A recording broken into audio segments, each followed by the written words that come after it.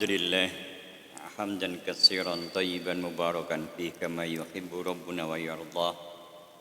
Asyhadu an la ilaha illallah wahdahu la syarika lah wa asyhadu anna Muhammadan abduhu wa rasuluh. Sallallahu ala nabiyyina Muhammadin wa ala alihi wa ashabihi wa man tabi'ahum bi ihsanin ila yaumil qiyamah wa ba'd. Alhamdulillah, puji syukur kita panjatkan kepada Allah Subhanahu wa taala, zat yang telah melimpahkan nikmat yang banyak, melimpahkan nikmat yang besar, yang sekiranya kita menghitung nikmat Allah itu kita tidak akan mungkin bisa menghitungnya. Dan kebanyakan kita tidak mensyukuri nikmat Allah Subhanahu wa taala. Sebagaimana 14 surat Ibrahim ayat yang ke-34, wa in ta'uddu ni'matallahi la tuhsuha innal insana ladzalumun kafar. Dan sekiranya kalian tidak menghitung nikmat Allah, maka enggak akan mungkin kalian menghitungnya. Sesungguhnya manusia itu adalah dzalumun kafar, berbuat dolim dan tidak mensyukuri nikmat-nikmat Allah Subhanahu wa taala. Karenanya kita terus belajar, kita terus memahami Al-Qur'an dan sunnah Nabi sallallahu alaihi wasallam ala fahmi sahabah untuk menambahkan iman kita sehingga kita bertambah waktu, bertambah nikmat yang Allah berikan kepada kita, akan bertambah rasa syukur kita kepada Allah Subhanahu wa taala. Dan puncak syukur seseorang, ghayatus syukri, ya, puncak syukur seseorang itu ketika dia mampu membawa dirinya dan nikmat-nikmat yang Allah berikan kepadanya untuk mentaati perintah-perintah Allah Subhanahu wa taala dan menjauhi larangan-larangan Allah Subhanahu wa taala. Jadi Bunda Salihah perhatikan, misalnya ada sebuah hadis Nabi sallallahu alaihi wasallam, ya, nikmatani maghbunun fihima katsirun minan nas, as-sihhatu wal faragh. Ada dua nikmat yang kebanyakan manusia melalaikannya. Ada dua nikmat yang kebanyakan manusia melalaikannya. Nikmat apa itu? As-sihhah, nikmat sehat. Wal faragh, dan nikmat waktu luang. Coba, kesehatan yang Allah berikan kepada kita ini, sudahkah kita gunakan untuk mentaati perintah-perintah Allah Subhanahu wa taala? Sudahkah kita gunakan untuk menjauhi larangan-larangan Allah Subhanahu wa taala? Ya. Seberapa besar kemudian kalau toh kemudian kita sudah gunakan untuk mentaati perintah Allah, seberapa besar kesehatan yang kita miliki kita gunakan untuk mentaati dan kita gunakan untuk sesuatu yang tidak memberi manfaat meskipun tidak memberi mudarat. Demikian juga dengan waktu, ya. Seberapa besar waktu yang Allah berikan kepada kita yang kita gunakan untuk mentaati perintah-perintah Allah Subhanahu wa taala. Maka jamaah dirahmati Allah Subhanahu wa taala, sebagaimana judul yang dikehendaki panitia kajian Hot Pasadena ini, innamal a'malu bil khawatim. Jadi ini perkara yang sangat urgen.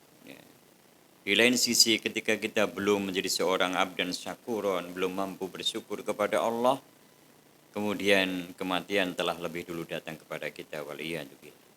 Ya. Jamaah dirahmati Allah Subhanahu wa taala, kita akan bahas hadis tersebut karena materinya adalah innamal a'malu bil khawatim. Yang dikehendaki adalah bahwa amal itu, sesungguhnya amal-amal itu dilihat kepada akhirnya. Amal, ya, amal bisa jadi amal baik, bisa jadi amal buruk. Kalau kita bicara amal, bisa jadi amal-amal ahli surga, bisa menjadi juga amal-amal ahli neraka. Ada seseorang yang mereka mengamalkan ahli surga. Kalau dia istiqomah dengan amalan itu, maka dia akan mendapatkan surganya Allah Subhanahu wa taala. Kebalikannya, ada seseorang yang dia beramal dengan amalan ahli neraka, yang dia kemudian tidak bertobat, sampai akhir kehidupannya. kemudian Allah masukkan dia ke dalam neraka. Kebalikannya, jamaah dirahmati Allah Subhanahu wa taala, ada orang yang dia beramal dengan amalan ahli surga. Tetapi kemudian dia berbuat dosa dan maksiat sampai kepada perbuatan yang menjadikan dia keluar dari Islam. Maka dia akan menjadi ahli neraka. Dan ada dengan izin Allah, dengan rahmat Allah Subhanahu wa taala orang yang dia mengamalkan amalan-amalan ahli neraka, ya, yang kemudian di akhir kehidupannya dia bertobat, dia menutup amalannya dengan perbuatan kebaikan dan Allah masukkan dia ke dalam surga. Jadi ada 4 golongan di sini orang yang beramal. Ada orang yang beramal surga istiqomah, dia masuk surga. Ada orang yang dia beramal dengan amalan ahli neraka dan dia tidak mau bertobat, dia masuk neraka. Ada orang yang dia beramal dengan amalan ahli neraka, tapi di akhir kehidupannya dia bertobat. Maka Allah terima tobatnya, Allah masukkan ke surga. Yang keempat, ada orang yang dia beramal dengan amalan ahli surga, tetapi kemudian dia berbuat dosa dan maksiat sampai kemaksiatan yang besar. Apakah dia kufur ya, atau kafir karena perbuatan kekafiran, atau dia murtad, atau boleh jadi dia berbuat syirik kepada Allah Subhanahu wa taala, maka dia masuk neraka. Dan yang kelima, ada orang yang dia beramalan dengan amalan ahli surga, tetapi dia tidak bisa meninggalkan amalan ahli neraka.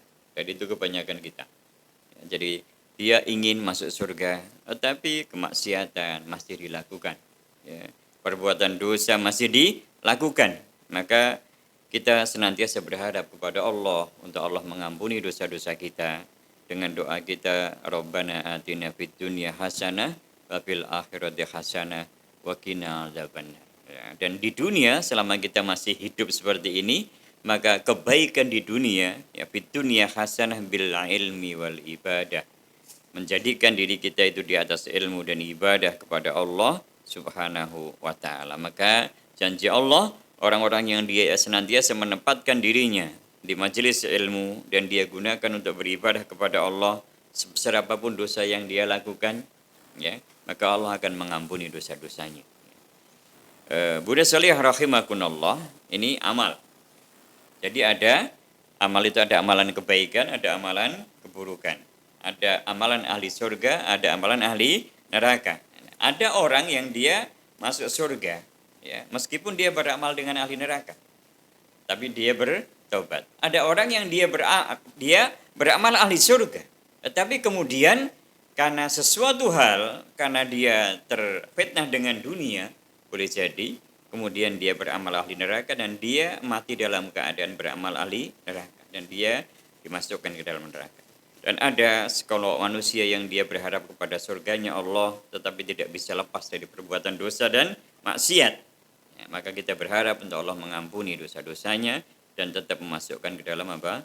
Surganya Allah Subhanahu wa taala. Bil khawatim, maknanya khawatim itu akhirnya, ya, akhirnya. Maka kalau kemudian kita bahas khawatim ini adalah untuk memudahkan kita adalah kematian. Ya, adalah apa? Al-maut, kematian. Maka tidak ada seorang pun yang ngerti kapan datangnya kematian itu. Ya.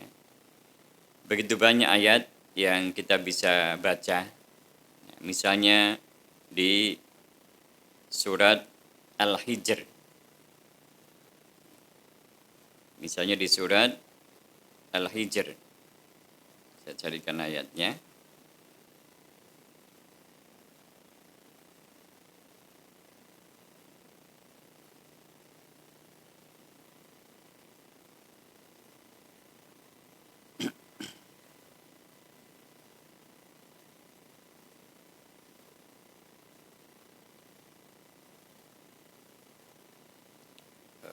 Sebentar.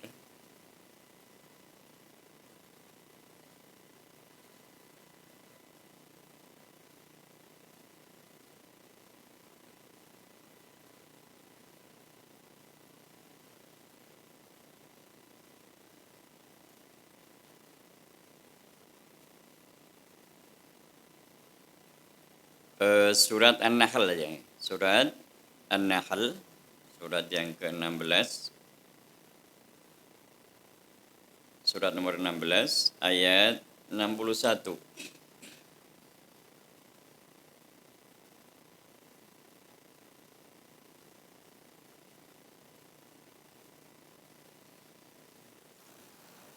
Ya, Allah Subhanahu wa taala berfirman, "Walau yu'akhidullahu an-nasa bidzulmihim ma taraka 'alaiha min dabbah, walakin yu'akhiruhum ila ajalin musamma."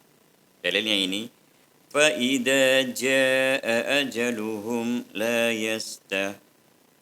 yasta'khiruna sa'atan wa la yastaqdimun. Faida dan apabila jaa datang ajaluhum, ajal mereka, la yasta'khiruna, mereka tidak bisa mengakhirkannya. Sa'atun adalah sesaat pun, wa la yastaqdimun, dan tidak pula memajukannya. Bunda bisa buka lagi surat Yunus ke bawah, ya, surat nomor 11, surat nomor 10 ya, Yunus ya, ayat yang ke-49. Kalimatnya sama, cuma kita ulang-ulang agar hati ini menjadi lembut. Kalau mengingat kematian itu diinginkan hati menjadi lembut. Kemudian siapa sih? Ya, siapa sih orangnya yang ketika datang kematian kepadanya kemudian dia bisa berbangga dengan apa yang dia miliki di dunia ini? Sekalipun dia orang yang punya harta yang banyak, kekuasaan yang tinggi, ya, mungkin pengikut yang besar. Kalau sekarang itu subscribe yang luar biasa banyaknya, ketika kematian sudah datang kepadanya, dia tidak bisa membanggakan lagi di hadapan Allah Subhanahu wa taala.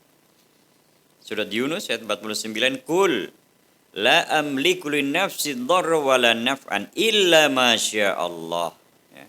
Likulli ummatin ajal. Setiap umat itu punya waktu untuk datang kepadanya kematian. Idza jaa ajaluhum fala yastakhiruna sa'ah fala yasta'khiruna sa'atan wa la yastaqdimun. Apabila datang ajal atas mereka, maka tidaklah mereka bisa mengakhirkannya dan tidak pula bisa mendahulukannya. Satu surat lagi yang maknanya sama ini, surat Al-A'raf. Jadi nanti Bunda Solika bisa, oh ternyata banyak sekali, iya. Ya. Kan ini peringatan kepada setiap kita. Maka nanti kalau kita udah bahas innamal a'malu bil khawatim, ingat dieling-eling yang masih punya janji, yang masih punya hutang, yang masih punya beban-beban dari perkara-perkara dunia itu harusnya cepat-cepat diselesaikan. Pernah punya janji mungkin mau mengumrohkan seseorang karena dia waktu itu kaya. Pernah punya janji mungkin dia ingin ngajak traktir bakso saudaranya, tapi durung. Itu dieling-eling yang seperti itu. Karena kita nggak pernah ngerti, ya, nggak pernah ngerti kapan kematian datang kepada kita. Padahal amal kita bergantung kepada akhirnya. Kita selesai sudah wafat, ternyata masih ada beban-beban yang belum selesai. Ya. Dan zaman dirahmati Allah Subhanahu Wa Taala, kita masyhur itu hadisnya dari Rasulullah Shallallahu Alaihi Wasallam ketika beliau tidak bisa menyolati orang yang hutang. Ketika beliau tidak mau menyolati orang yang hutang. Ini diantaranya, ini yang harus menjadi PR bagi setiap kita. Padahal hampir setiap kita punya hutang. Maka hati-hati. Ya, ayat yang ke-34 surat Al-A'raf.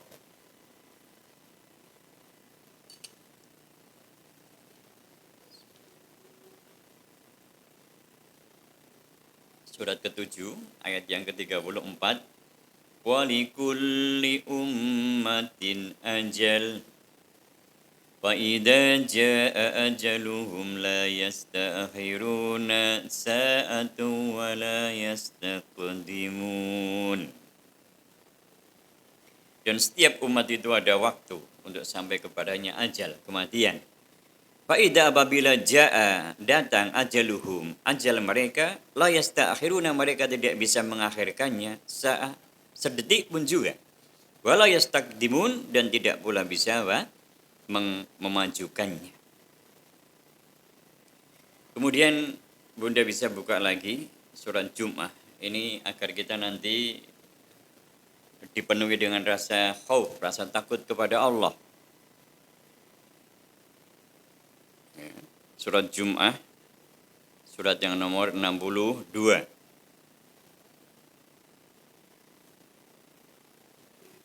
Ayatnya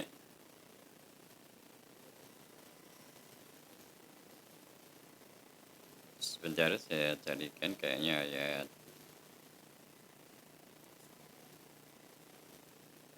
ayat 8.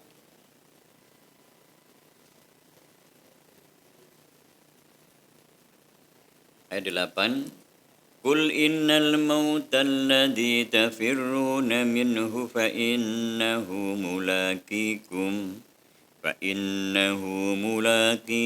summa turadduna ila alimil ghaibi wasyahadati fayunabbi'ukum bima kuntum ta'malun. Qul katakan, innal mauta, sesungguhnya kematian alladzi yang tafirruna yang kalian lari minhu darinya kematian itu. Fa innahu maka sesungguhnya kematian itu mulaqikum, sungguh kematian itu akan mendatangi kalian. Ya, kematian itu sungguh akan apa?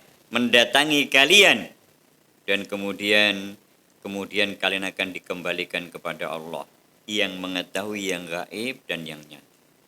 Jadi kita akan kembali kepada Allah.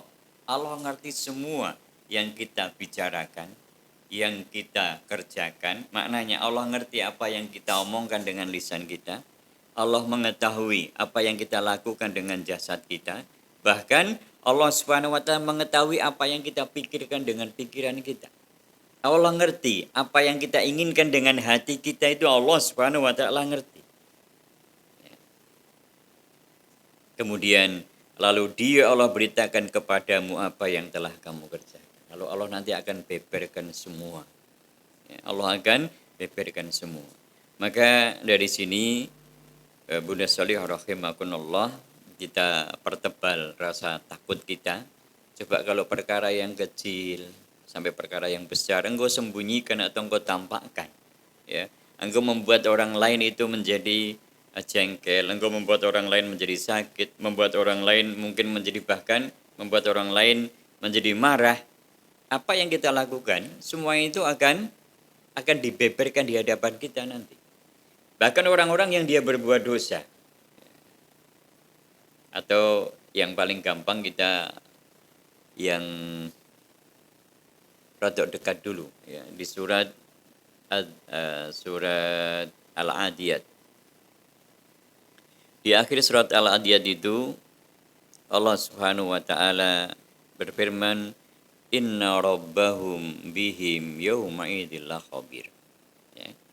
Yang sebelumnya, afala ta'lamu idza bu'sira ma fil qubur wa khusila ma fis sudur. Allah itu ngerti apa yang ada di dalam dada.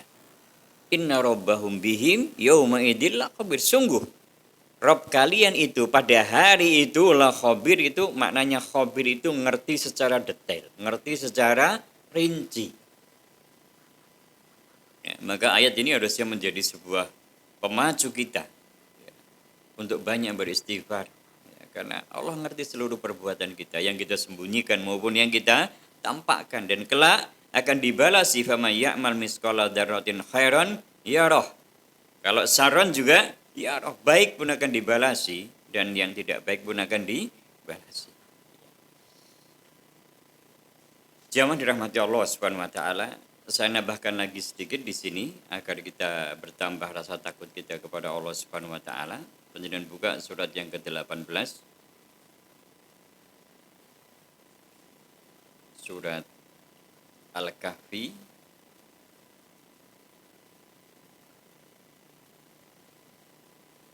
ayatnya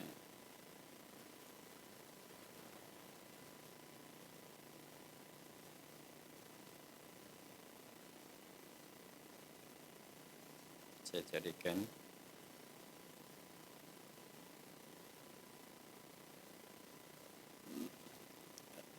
Iya, surat Al-Kahfi ayat yang ke-49.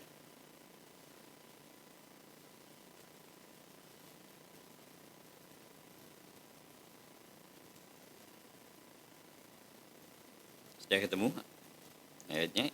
Iya. surat nomor 18 ayatnya 49. A'udzu billahi minasyaitonir rajim. Wa wudi'al kitabu fataral mujrimina musfikina mimma fihi wa yaquluna ya wailatana ma li hadzal kitab la yughadiru saghiratan wala kabirah لا يغادر صغيرة ولا كبيرة إلا أحصاها ووجدوا ما عملوا حاضرا ولا يظلم ربك أحدا ووضع الكتاب, dan ketika dibukakan kitab itu fatara al-mujrimina, orang-orang mujrim, orang-orang yang berbuat dosa, mereka melihat musfikina, yang penglihatan mereka dalam keadaan mereka itu ketakutan yang luar biasa. Mimma fihi, apa yang ada di dalam catatan kitab itu. Tadi kita sudah baca, Allah itu mengetahui secara detail yang dikatakan seseorang, yang diamalkan seseorang, yang ada dalam batin seseorang, Allah ngerti dan semuanya itu tercatat. Lalu orang-orang yang berbuat dosa itu ngerti pada saat di yaumul mahsyar nanti. Mereka melihat, ya, dan mereka diliputi ketakutan yang luar biasa. Mereka mengatakan wa yaqulu, dan mereka katakan ya wailatana ma li hadzal kitab. Kitab apa ini? Celaka saya gitu. Kitab apa ini? La yughadiru saghiratan wala kabiratan. Tidak terselipkan. Artinya tidak ada satupun perkara yang kecil maupun yang besar illa ahsaha, kecuali tercatat di dalamnya. Dan Allah hadirkan amalan-amalan mereka itu. Lihat. Buddha Salih rahimakumullah, ini memupuk kita. Ayat-ayat ini jenengan baca lagi di rumah, nanti diulang-ulang dengan materi kita innamal a'malu bil khawatim. Ya.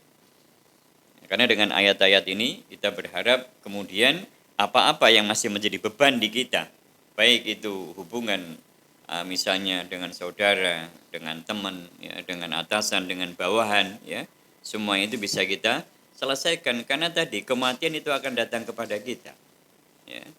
Sewaktu-waktu kita nggak bisa mengundurkannya, kita nggak bisa memajukannya. Sampai pun kalau kita menjadi seorang yang diberikan oleh Allah itu kekuatan yang luar biasa, kemudian kita mampu membuat sebuah rumah yang kokoh, yang tidak tertembus peluru mungkin, yang tidak bisa, apapun bencana tidak bisa datang kepada dia misalnya, tetapi malakul maut tetap akan sampai kepada dia.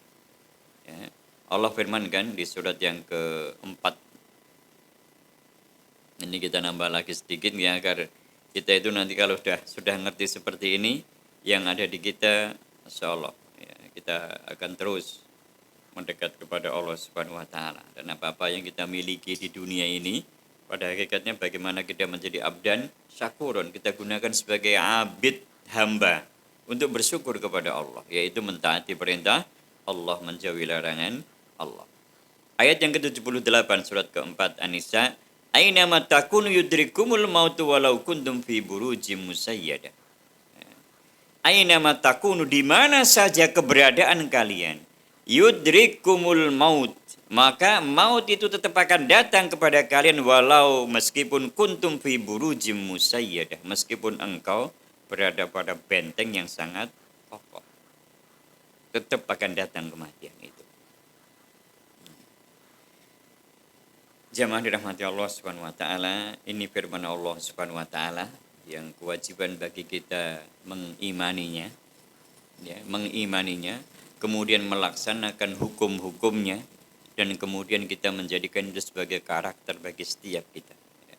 Ketika ayat-ayat itu menjadikan rasa khauf kita, rasa khasyah kita, takut kepada Allah, dan itu menjadi karakter kita setiap kali kita dapatkan ayat-ayat, maka bertambah iman kita, maka ini menjadi kemuliaan kepada kita. Ya, bukankah Allah Subhanahu wa taala berfirman, alladzina, ya, idza dzukirallah wajilat qulubuhum wa idza tuliyat alaihim ayatuhu zadatuhum iman. Maka harusnya orang-orang yang beriman dia berbahagia, ya, dengan dibacakan ayat-ayat Allah, dia memahami, yang kemudian meskipun mungkin dia bisa muncul rasa takut, bahkan sampai rasa ketakutan sehingga dia menangis, ya, tapi itulah yang kemudian menjadikan dia menahan dirinya dari berbuat dosa dan maksiat, Ini merupakan sebuah kemuliaan yang Allah berikan, bahkan rahmat yang besar kepada mereka. Jamaah dirahmati Allah Subhanahu wa taala. Sekarang kita masuk kepada matan hadis innamal a'malu bil khawatim, atau amal itu dilihat pada akhirnya. Ya. Innamal a'matu bil khawatim laqad sahha hadzal hadis anin Nabi sallallahu alaihi wasallam wa akhraja Ibnu Hibban fi sahihi. Jadi Al-Imam Ibnu Hibban dalam sunannya itu mensahihkan hadis ini dengan lafaz innamal a'malu bil khawatim. Tapi Al-Imam Bukhari dan Imam Muslim dengan lafaz yang berbeda. Jadi kalau panjenengan nanti baca di lafaz Imam Bukhari Muslim berbeda. Jangan dibaca Arba'in Nawawi hadis yang keempat mungkin ya. Itu ada kalimat di sana inna ahadakum la ya'malu bi amalin ahli jannah hatta ma yakunu bainahu wa baina illa dira' fa yasbiqul kitab fa ya'malu bi amalin ahli nar fa yadkhuluha. Itu tidak didapatkan kalimat innamal a'malu bil khawatim. Maka para ulama kemudian menjamak hadis-hadis yang seperti ini. Yaqulu Nabi sallallahu alaihi wasallam kama jaa fi sahihil Bukhari. Adapun di sahih Bukhari lafadznya fa wallahi inna ahadakum, ya demi Allah, bersumpah dengan nama Allah. Fa wallahi, maka demi Allah, inna ahadakum, sesungguhnya salah seorang di antara kalian, au ar-rajula, atau salah seorang laki-laki, ya'malu bi amali ahlin nar.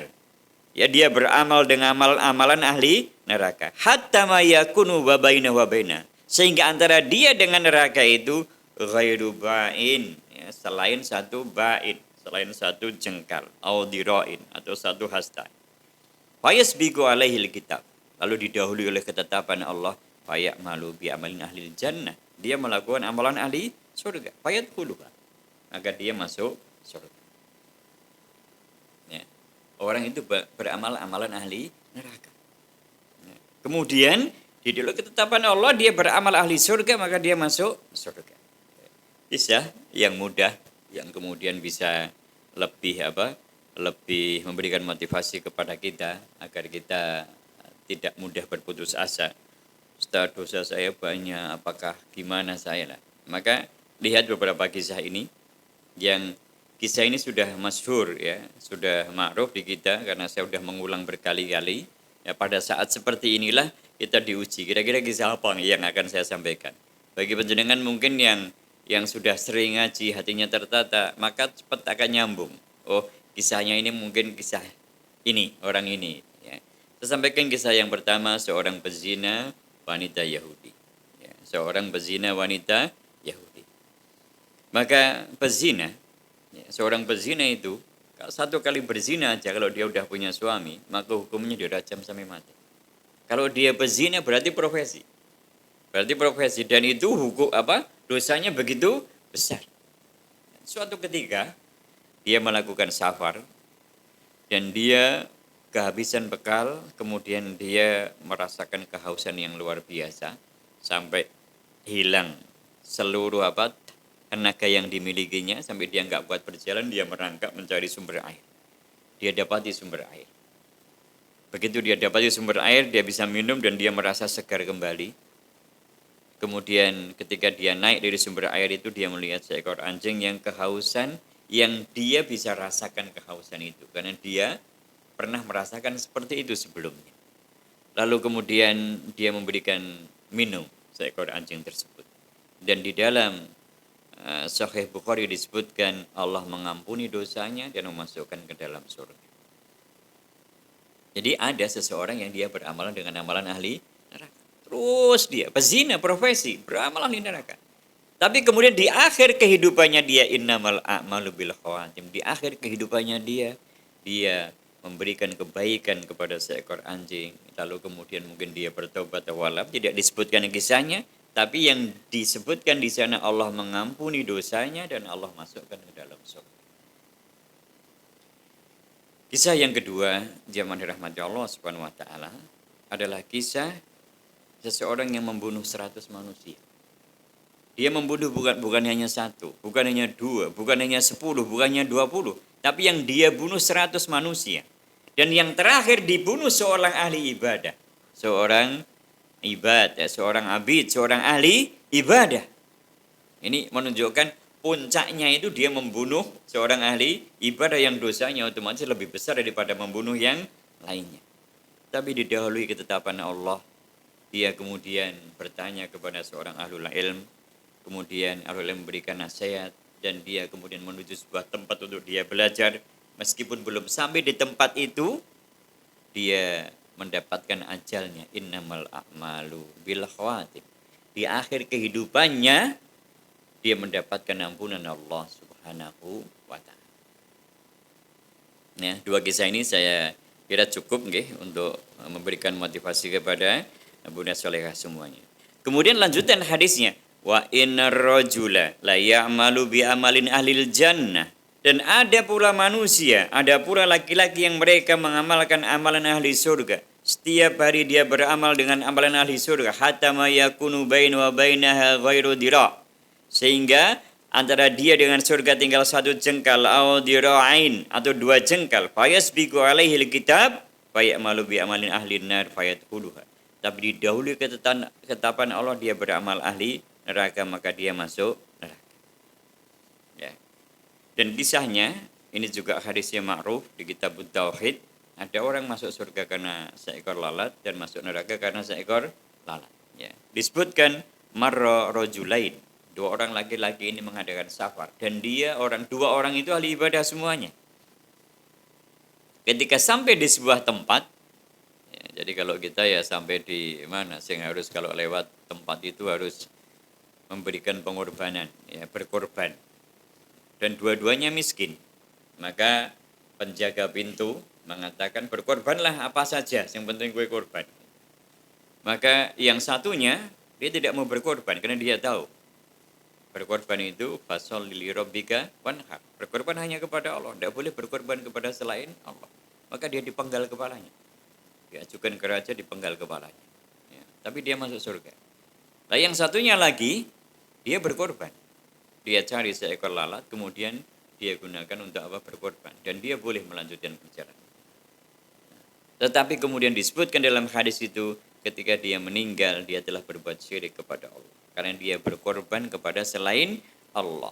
Lain asrokta la yahbatonna amaluka. Barang siapa yang dia berbuat syirik kepada Allah, maka hancur, hapus seluruh amalan-amalan yang dia lakukan. Wa huwa fil akhirati minal khasirin. Dan di akhirat termasuk orang yang merugi. Maka dia masuk neraka.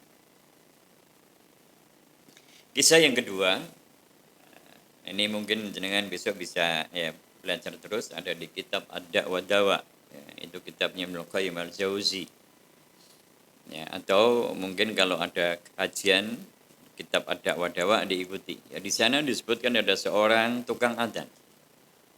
Seorang tukang adzan. Meskipun ini bukan kemudian kita menjustifikasi dia, tetapi secara zahir yang dilihat seperti itu. Ada seorang tukang adzan. Karena ini zamannya sudah lewat dari zaman Nabi SAW. Kalau tadi kan umat sebelum Nabi SAW. Ini sudah lewat dari zaman Nabi SAW. Secara zahir kita menghukuminya. Ada seorang tukang adzan yang setiap hari dia adzan. Ya, bertahun-tahun dia adzan. Ya. Maka ketika adzan itu pahalanya banyak.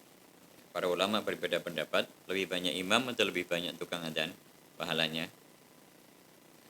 Ada yang mengatakan lebih banyak imamnya, ada yang dia memimpin sholat. Ada yang mengatakan tukang adzannya. Ini yang jadi masalah. Imam itu datang ke masjid, kalau diundang tukang adzan enggak. Kalau diundang tukang adzan, ya orang teko, ya berarti lebih banyak tukang adzannya pahalanya. Ya. Maka jemaah dirahmati Allah Subhanahu wa taala, tukang adzan ini suatu ketika dia naik ke menara. Ada. Kalau dulu zaman dulu kan naik ke menara. Dia melihat seorang wanita yang berjalan di bawah. Kemudian ini qadarullah wa masyafa'ala. Dia jatuh hati dengan wanita itu. Lalu dia datangi wanita itu wanita Nasara. Dan wanita itu mau dinikahi dia kalau dia masuk Nasrani. Ya. Maka seketika itu juga keluar dari lisannya, ya aku masuk Nasrani. Dan memang benar-benar dengan hati dan dengan lisannya. Karena dia sangat terpesona kepada wanita tersebut. Lalu laki-laki ini, tukang adzan ini, kembali ke masjid, mengambil bekalnya dia yang masih di atas menara. Karena dia tinggal di menara bagian. Lalu dia naik ke menara, diambil bekalnya, dia turun, ya, belum sampai ke bawah, baru turun beberapa tangga, dia terpeleset jatuh dan meninggal. dan meninggal. Innamal a'malu bil khawati, meninggalnya dia telah mengucapkan dengan hatinya, dengan lisannya bahwa dia keluar dari Islam. Iya. Jemaah yang dirahmati Allah Subhanahu wa taala, maka kita mendapatkan kisah yang sangat menarik di sini. Ya, bahkan kemudian kita akan mencari ibrah atau kita coba ya mengambil pelajaran, mengambil nasihat dari hadis ini. Seorang hamba kita dengan Allah Subhanahu wa taala ini, kita akan mengukur dengan hadis tadi dalam hal iman, ya, dalam hal iman. Apakah di akhir kehidupan kita iman masih bersemayam di dalam diri kita? Bahkan semakin bertambah waktu, semakin bertambah kokoh sehingga di akhir kehidupan kita iman itu dalam keadaan puncaknya. Ya, sehingga ketika lisan kita mengucapkan kalimat la ilaha illallah Muhammad Rasulullah, ini kalimat yang dia senantiasa mempertahankannya. Ya, dia senantiasa mempertahankannya dengan lisannya, dengan hatinya, dengan jasadnya, dia bertahan. Karena dia tahu kelak di akhir kehidupan saya ketika malakul maut datang kepada saya, maka kebanggaan yang paling membanggakan saya, kebahagiaan yang paling membahagiakan saya, bahkan kemuliaan yang paling memuliakan diri saya ketika saya mengucapkan kalimat la ilaha illallah Muhammad Rasulullah di akhir kehidupan. Kemudian jamaah dirahmati Allah Subhanahu wa taala, seseorang itu akan dibangkitkan di hari kiamat ya, sesuai dengan amalnya yang paling akhir. Setiap hamba akan dibangkitkan sesuai dengan dia meninggal ya. Kemudian mu'alif, saya mengambil sebuah artikel ini menunjukkan pada sebuah kisah, sebuah hadis. Ini bisa menjadi bisa menjadi ibrah pada setiap kita ya.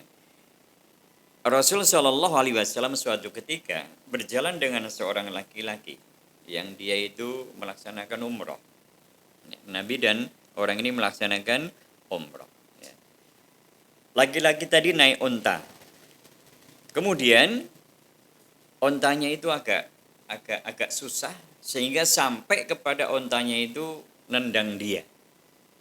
Pada saat dia sudah ihram, dia sudah memakai pakaian ihram, dia sudah melewati mikot, dia sudah melafadzkan kalimat labbaik Allahumma labbaik ya. Sampai dia meninggal.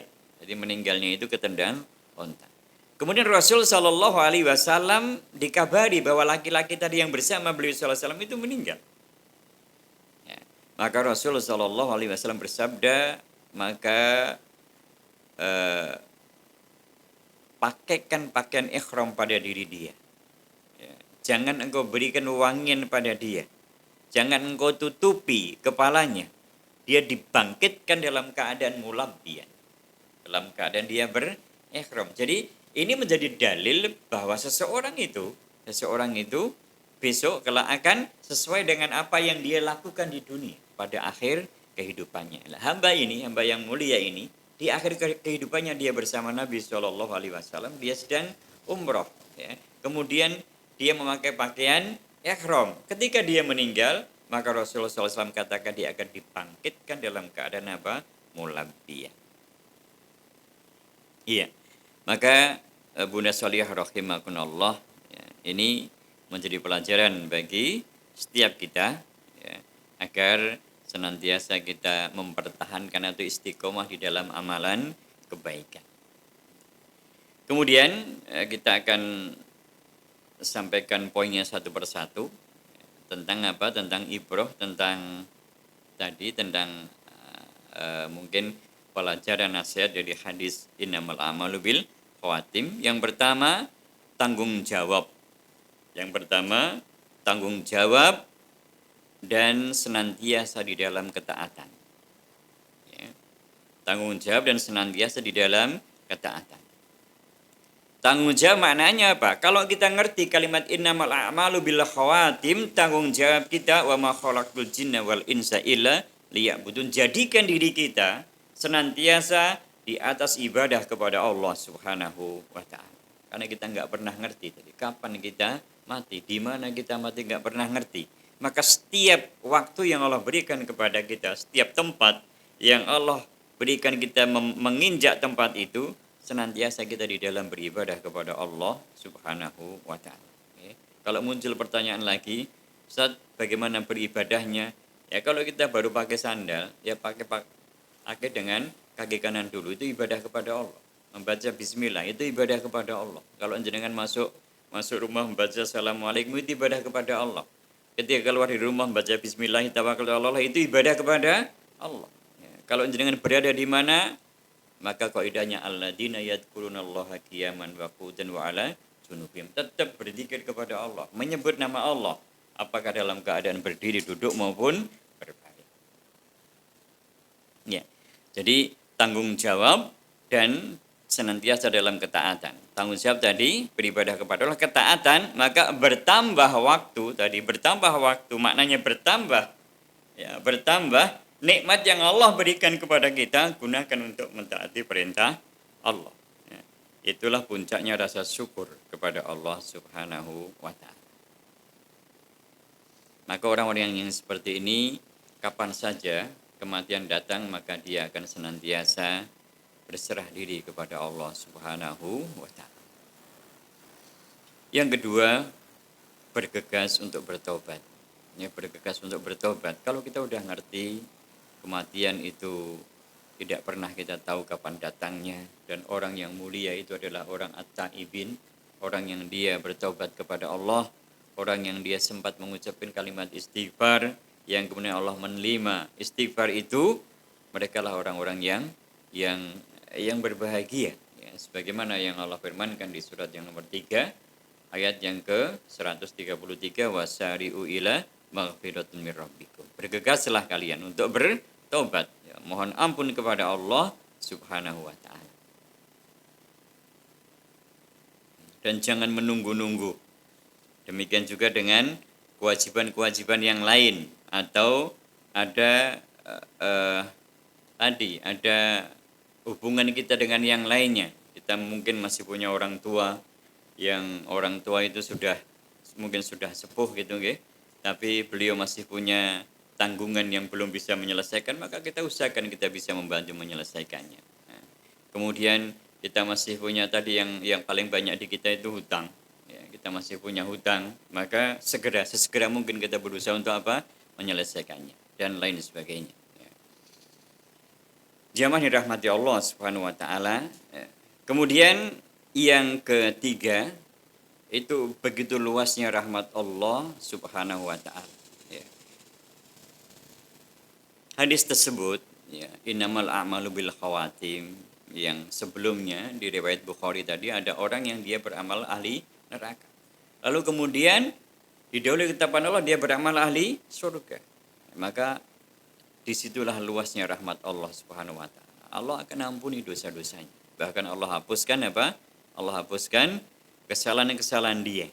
Dan Allah kemudian memasukkan ke dalam surganya. Allahumma inna nas'alukal jannah wa na'udzubika minan nar. Allahumma inna nas'alukal jannah wa na'udzubika minan nar.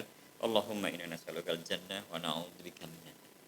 Dan hadis ini juga menunjukkan kemurahan Allah, ya, dengan orang-orang yang melampaui batas.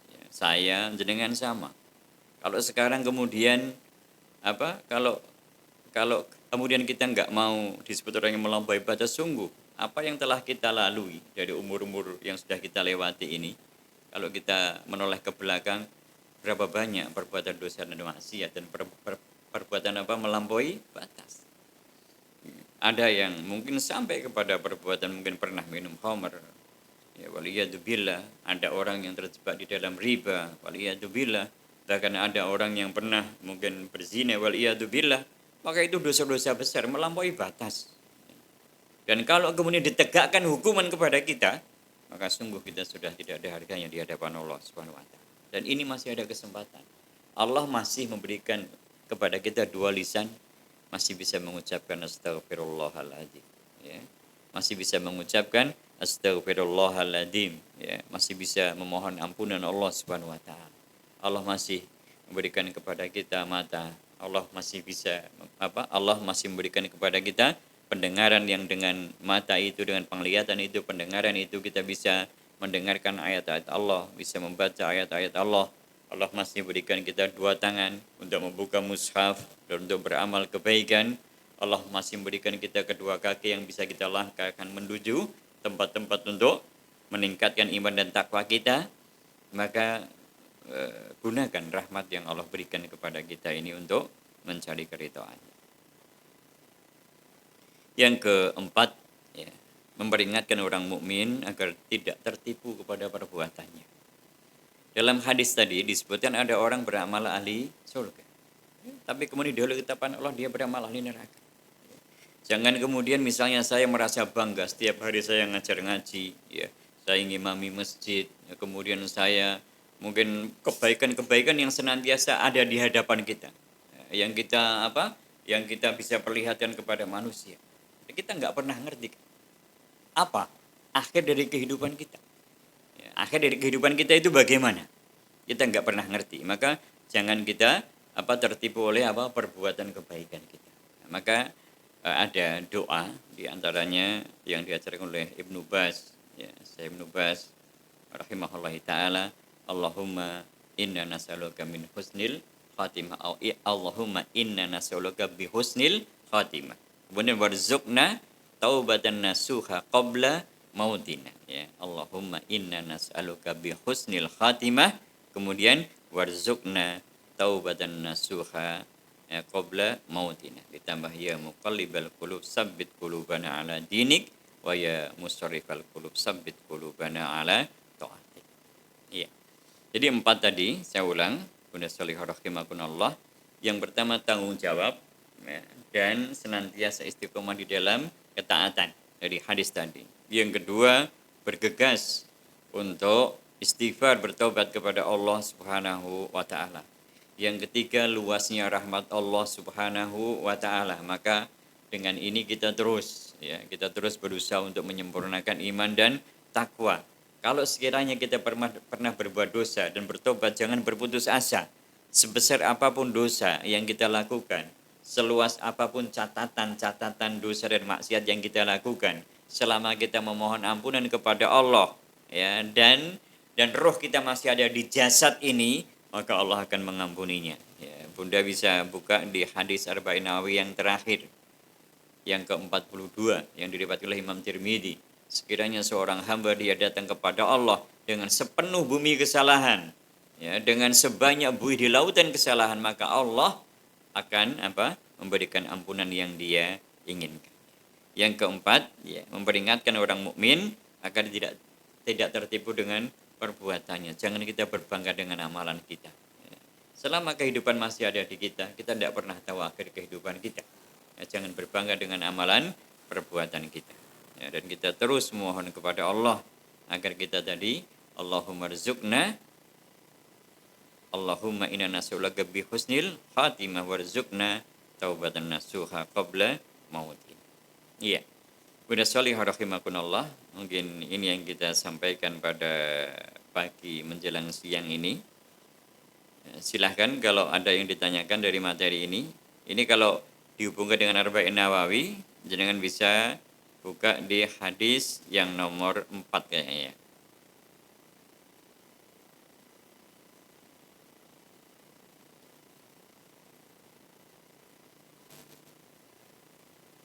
Kalau ada pertanyaan silahkan.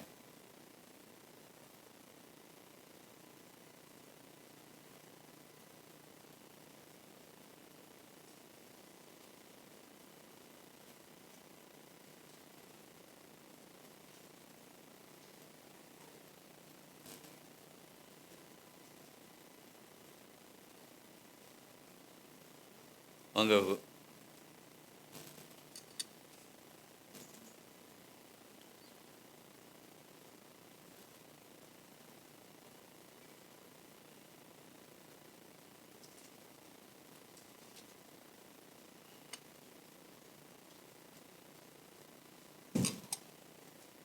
Iya.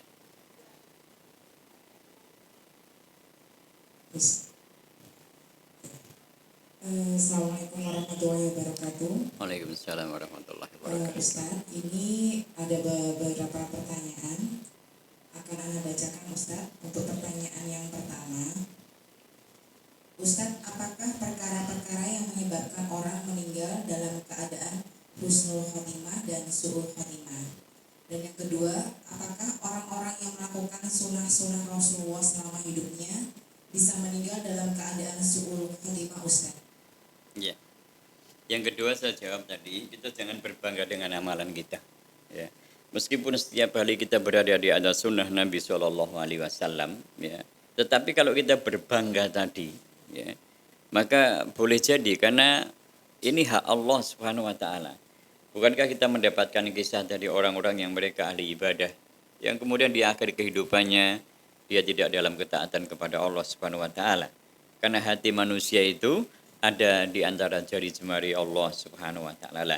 Orang yang ngerti persis bahwa itu adalah haknya Allah, maka dia tentu akan mendekat kepada Allah Subhanahu Wa Taala, akan meminta kepada Allah Subhanahu Wa Taala, bermohon bersimpuh di hadapan Allah Subhanahu Wa Taala. Dan seseorang yang dia bersimpuh di hadapan Allah, mendekat kepada Allah, tentu dia akan mencari cara bagaimana cara mendekat dan bersimpuh di hadapan Allah, dan tidak ada cara yang akan menjadikan dia dekat kepada Allah, bahkan dia mendapatkan cintanya Allah, kecuali dia melakukan sebagaimana yang diajarkan Nabi Shallallahu Alaihi Wasallam. Jadi yang kedua tadi, jangan berbangga dengan amalan-amalan yang kita lakukan. Tetap kita mohon kepada Allah Subhanahu Wa Taala dan terus istiqomah di atas ketaatan kepada Allah Subhanahu Wa Taala. Kemudian perkara-perkara atau amalan-amalan yang menjadikan seseorang dalam mendapatkan su'ul khatimah, akhir kehidupan yang buruk, ya seluruh amalan ahli neraka, seluruh amalan-amalan keburukan, ya. Dan amalan keburukan itu banyak, dari sejak yang kecil sampai kepada perkara yang besar. Bukankah seseorang mendapatkan siksa kubur hanya amalan yang kecil? Seseorang yang dia menggunakan lisannya untuk mencelakakan orang lain atau untuk menggibah. Seseorang yang dia kencing kemudian dia tidak cebok, itu sudah sebagai sebuah gambaran, bahkan perkara yang sekecil itu bisa mendapatkan azab kubur. Demikian juga dia bisa mendapatkan siksa api neraka. Maka kemudian kita belajar, ya, amalan-amalan, ya, perbuatan, misalnya sebesar-besar amalan yang menjadikan seseorang itu su'ul khatimah adalah syirik kepada Allah Subhanahu Wa Taala. Karena dosanya dia kepada Allah. Ya. Kemudian yang lebih kecil lagi, dia menyelisih sunnah Nabi Shallallahu Alaihi Wasallam, bahkan dia menentang, ya, kepada sunnah Nabi Shallallahu Alaihi Wasallam. Atau perkara-perkara yang lain, jadi perkara yang dilarang Allah Subhanahu Wa Taala. Demikian juga kebalikannya, amalan-amalan yang mendekatkan diri, ya, yang menjadikan seorang itu husnul khatimah, maka kita telah melihat tadi, hanya memberi minum seekor anjing itu menjadikan seseorang beramal amalan kebaikan di akhir kehidupannya. Demikian juga seorang yang belajar menuntut ilmu tadi itu, ya kan? Dia telah membunuh 100 manusia, dia baru melangkahkan kaki menuju majelis ilmu, meskipun belum sampai. Ya, maka ini kan amalan yang kecil, keinginan untuk menuntut ilmu saja, kemudian dia meninggal, bisa menjadikan dia husnul khotimah. Ya, maka pertahankan itu. Artinya apa? Karena kita nggak pernah ngerti kapan datangnya kematian kepada kita, maka jadikan setiap keadaan kita itu orang yang senantiasa zikir, mengingat Allah Subhanahu Wa Taala di mana saja. Ya. Husnul khotimah itu dicapai kalau jenengan masuk kamar mandi, jangan lupa, ya, Allahumma inni a'udzubika minal khubuthi wal khaba'ith. Lalu tidak berlama-lama di kamar mandi, ya. Lalu kemudian cepat-cepat keluar. Terus muncul pertanyaan, apa ada saat orang yang masuk kamar mandi meninggal? Ada enggak? Ada, ya. Saya pernah mengambil orang itu ada di kamar mandi meninggalnya. Ya, mungkin karena dia habis, seorang petani, jadi habis dari sawah, mungkin saking panas gitu, kemudian dia mandikan seger. Loh, kok enggak keluar-keluar gitu. Dan ini menjadi ibrah bagi setiap kita. Lah, coba kalau ini ada yang meninggal di kamar mandi, rumahnya sendiri. Lah kalau meninggal di kamar mandi hotel gimana kira-kira? Kemudian dengan bukan mahramnya, coba. Dan kita juga melihat, ya, juga melihat, mendengar dia apa di media sosial ada yang seperti itu. Ya, maka ini menjadi ibrah bagi setiap kita. Ya, artinya tadi kata kuncinya adalah jadikan ibadah itu pada diri kita, ada di setiap keberadaan kita. Jadi nasihatnya Nabi SAW itu adalah ittaqillaha haitsuma kunta. Bertakwalah kepada Allah di mana saja kamu berada. Ya, takutlah kepada Allah di mana saja kamu berada. Meskipun engkau sedang berada di tempat yang kayaknya nggak bisa meraih pahala, tapi disitulah kita bisa mendapatkan apa kemuliaan-kemuliaan yang sangat banyak. Allahu a'lam bishawab. Mungkin ada lagi yang lain, silahkan.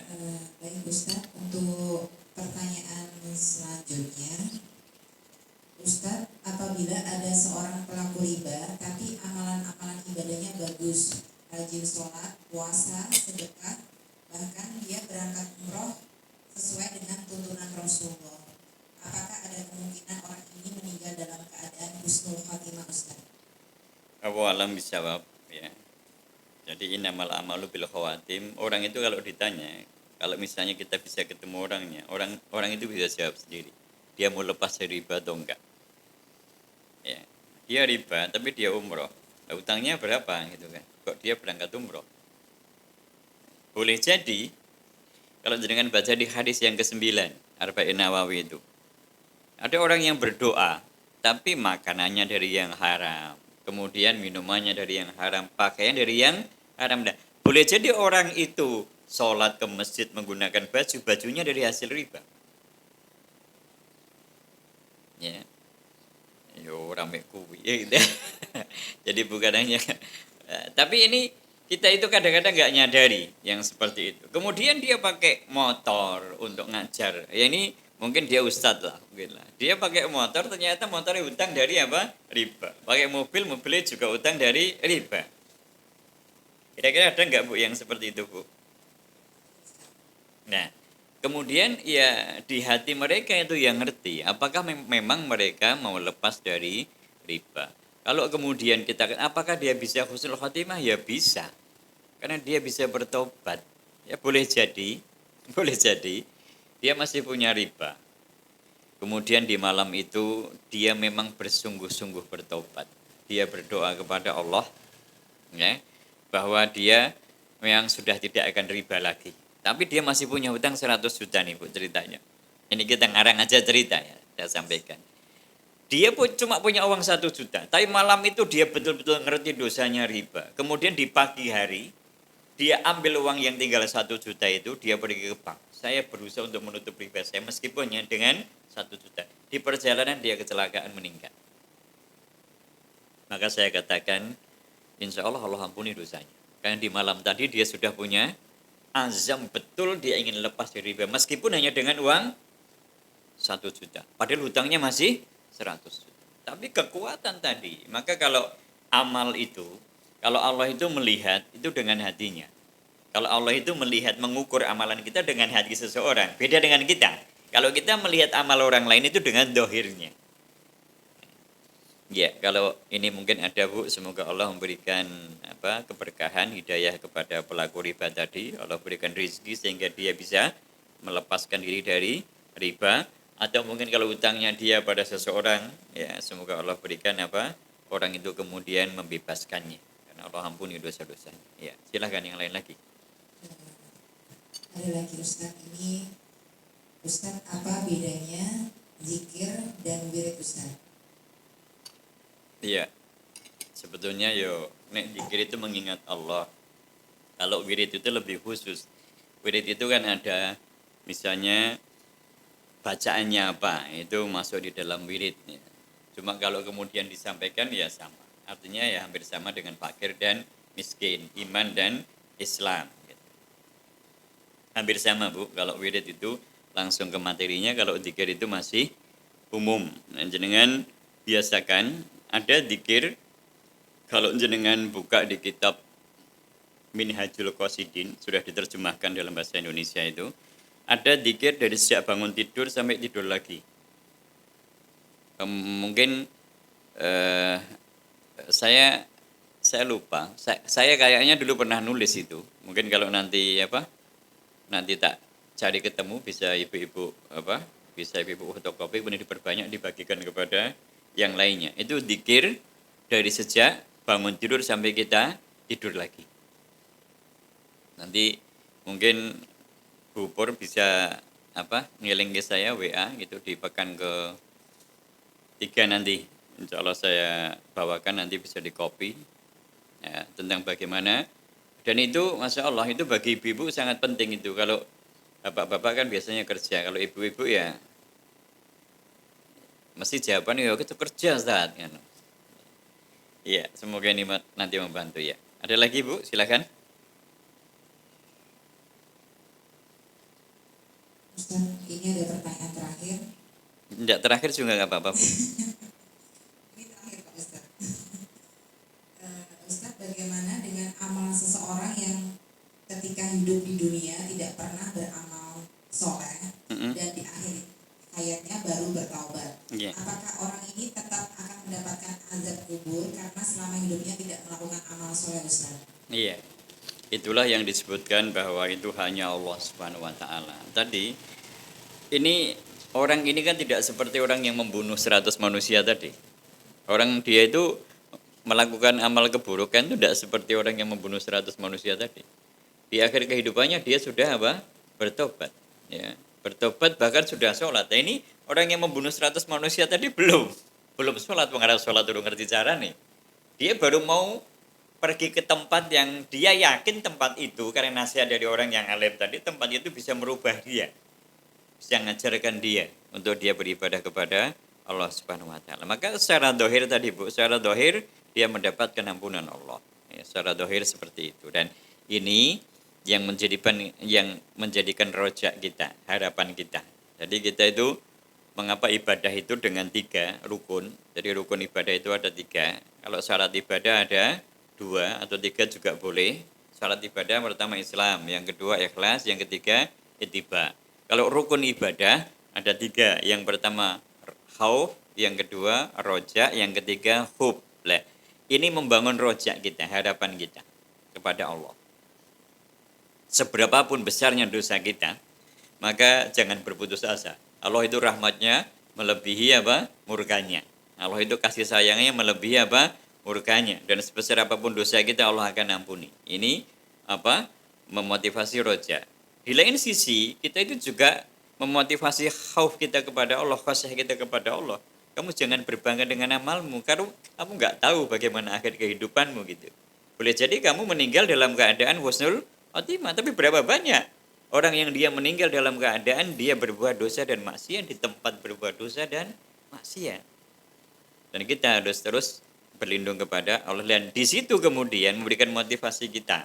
Ojo cedak-cedak kalau orang berbuat maksiat. Nah, misalnya ibu-ibu misalnya dari Ambarawa mau pulang, kok ibu-ibu bapak-bapak sidik tok. Dari Ambarawa mau pulang ke Semarang lewat Bawen atau lewat yang belok kiri, Bu? Saya tanya. Ini sebuah sikap. Nah, kira-kira lewatnya lewat Bawen atau lewat yang belok kiri? Iki sing lanang loro tok ning ngarepan kene.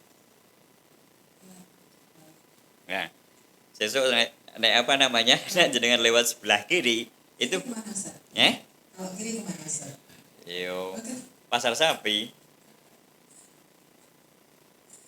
Maksudnya paham ya jenengan ya? Jadi jangan melewati tempat orang-orang yang berbuat dosa dan maksiat, karena kita tidak pernah tahu di akhir kehidupan kita itu di mana.